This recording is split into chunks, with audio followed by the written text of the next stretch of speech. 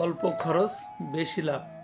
উন্মুক্ত বিলে সবুজ ঘাস খেয়ে গরু পালনে ঘুরে দাঁড়িয়েছে উপকূলীয় এলাকার মানুষ। সম্মানিত দর্শক, আসসালামু আলাইকুম। দেশ এবং দেশের বাইরে বিশ্বের যে প্রান্ত থেকে দেখছেন সবাইকে বাংলার কৃষকের গল্প ইউটিউব চ্যানেলের পক্ষ থেকে আজকের ভিডিওটি দেখার জন্য আহ্বান জানাচ্ছি। বাংলার কৃষকের গল্প ইউটিউব চ্যানেলটি কৃষি এবং কৃষিভিত্তিক শিল্প কৃষকদের নিয়ে কৃষি তথ্য সংগ্রহ করে আপনাদের উপহার দেওয়াই আমাদের লক্ষ্য। বিস্তারিত দেখতে চ্যানেলটি সাবস্ক্রাইব করুন। আজকে আমাদের ভিডিওর বিষয়বস্তু চরণ বিলে উন্মুক্ত ময়দানে গরু, মহিষ, ভেড়া ছেড়ে দিয়ে লালন পালনের মাধ্যমে মোটা তাজাকরণ করে সফল হয়েছেন এখানের কৃষকরা। সেই বিষয়টি আজ আমরা আপনাদেরকে দেখাবো, তুলে ধরার চেষ্টা করব তথ্য উপাত্ত। সাতক্ষীরা জেলার শ্যাবনগর উপজেলার ঈশ্বরীপুর ইউনিয়নের মোগল আমলের রাজা প্রতাপ আদিত্যের রাজধানী খ্যাত ধুমঘাট গ্রাম। এই গ্রামে সকালে যদি আপনি এই বিলে যান তাহলে দেখতেই পাবেন হাজার হাজার গরু, মহিষ, ছাগল চড়ে বেড়াচ্ছে।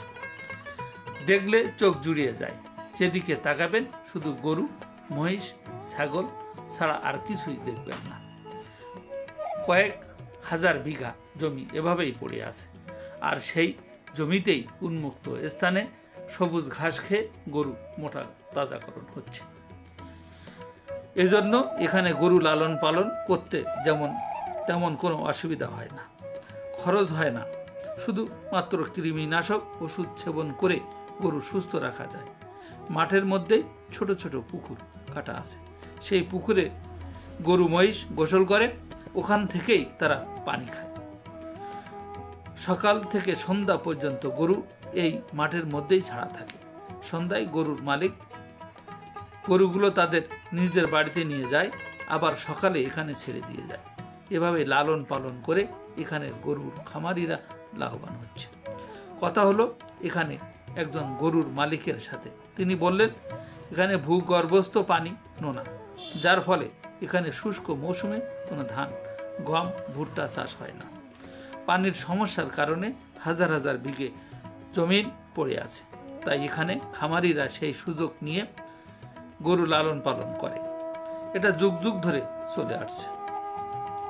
60 ঊর্ধ্ব বয়সের এই মানুষটি আরও বলেন, আমরা এখানে গোলা ভরা ধান, গোয়াল ভরা গরু, পুকুর ভরা মাছ, এই ঐতিহ্য আমরা ধরে রেখেছি।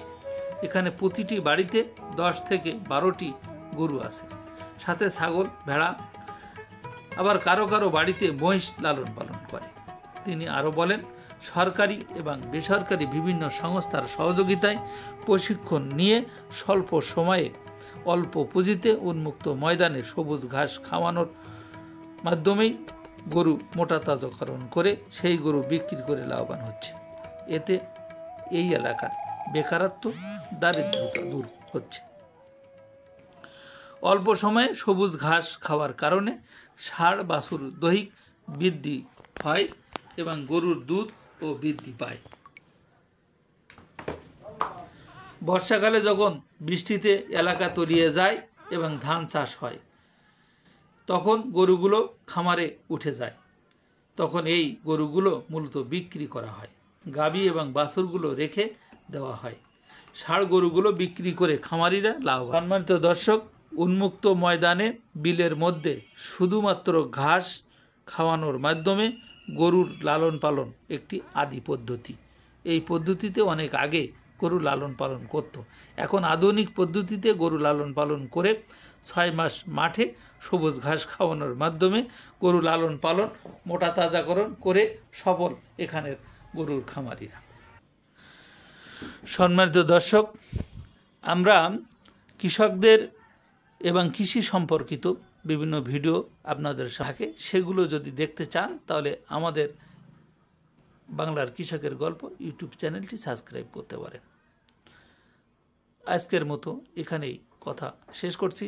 আল্লাহ হাফেজ।